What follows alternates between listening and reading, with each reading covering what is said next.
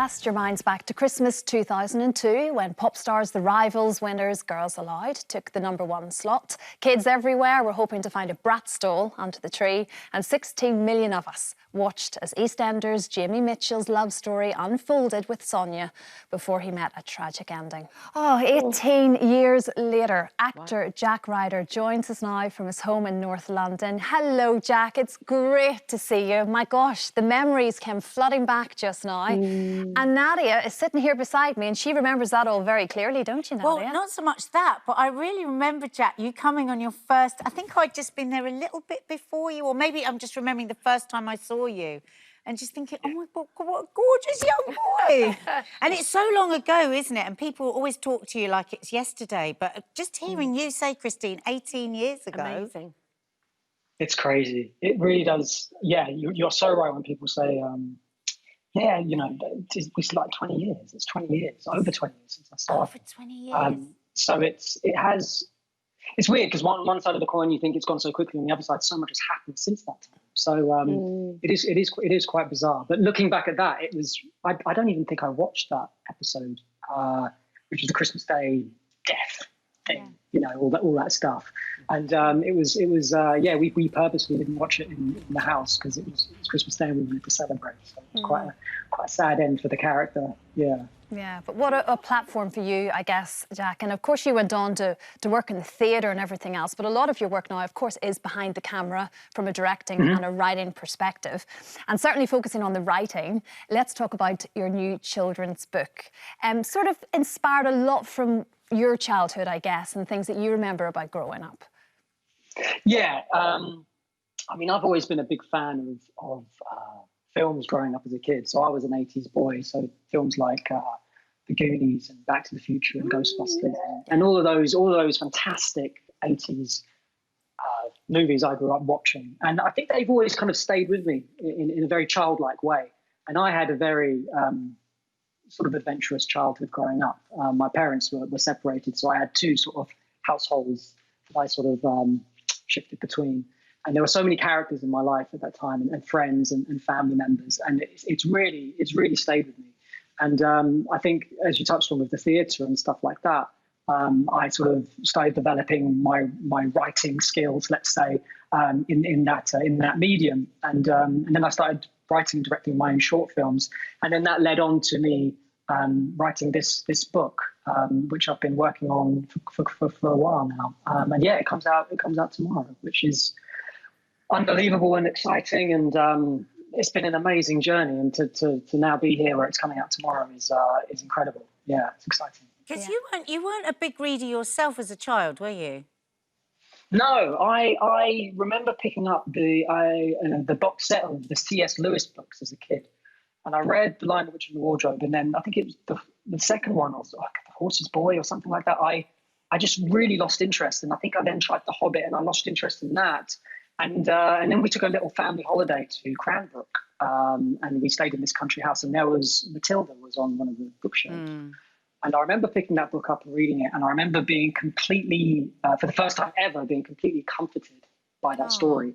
And I think I read it twice on that trip, and then I read more of Roald Dahl's work, and I think that's what sort of got me into reading more as a child. But of course, when you have cable TV and you have, you know, three brothers next door and a load of mates living across the street, you know, you're into cartoons and films and things like that.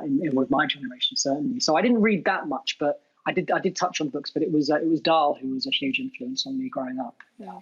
Jack, one of the questions that I would have asked you pre-lockdown world is, do you see this book, if it's a success, which I'm sure it will be, perhaps becoming a theatre play? And as Christine said earlier in the introduction, that you made a conscious decision to go from television into more of a theatre life as an actor and then as a director.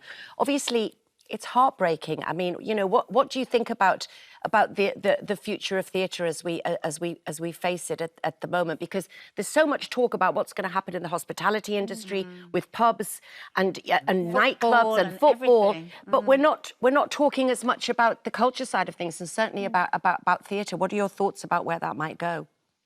I mean, I think there's so many question marks over this whole thing. You know, this whole pandemic, and I think it brings up a lot of questions, and it is a very worrying time for lots of people, not only in the theatre world but in the restaurant industry, and a lot of businesses are finding it very hard, and a lot of businesses will disappear.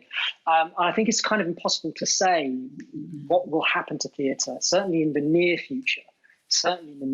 But yeah, it's a really tough one. But I think that, you know, theatre, it will come back. It will come back. Just will. You know, this will end. When that happens, it's impossible to say right now. But even if we think about where we were 2 weeks ago, so much has shifted. And so many theatre people are being so inventive on social media and the way that it's all moving. People are really trying to keep creative. But it's just nice to talk about theatre and think, you know, it will come back as strong as ever. Yeah. Well, I think that's the most important thing, is that, you know, people connect with stories and people connect with humans, you know, and to be able to connect with actors again on a stage after this whole process, I think there'll be a real surge. I really believe that, and there'll be such a backing for everything. Yeah, I'll be so emotional the next time I'm in the theatre. I'm going to be in bits. Imagine. Yeah. Yeah, and it will.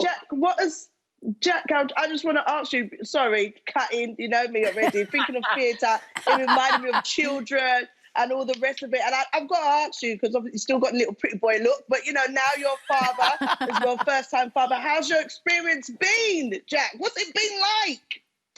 Well, we are due in July. Yay! So, we are both, Ella and I, are absolutely gushy and over the moon, and I always just smile when I talk about it.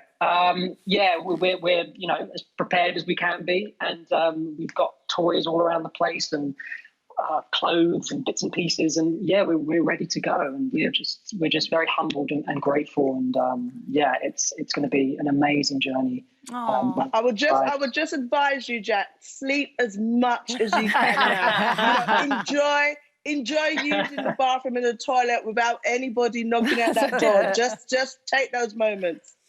Noted. Thank you very much. That's such lovely news, Jack. And I've got to ask you, because everyone always wants to know this. I always get asked it.